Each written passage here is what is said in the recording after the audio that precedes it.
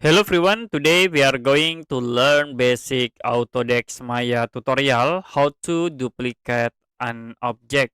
So for example, you can insert the cube objects, and if you want to duplicate this object, you can go to edit, and there are three options. You can duplicate by pressing Ctrl D, or duplicate special, Ctrl Shift plus D, and duplicate with transforms Shift D.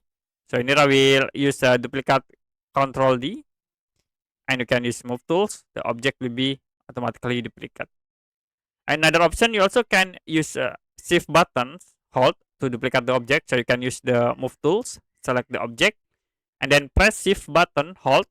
You can click like in this red axis, and then you can move to duplicate the selected object. Okay, I will click again this object, and you can press shift button hold. Use in a green axis. I will move to the top to duplicate and release to apply. So that's it for a basic Autodesk Maya tutorial how to duplicate an object.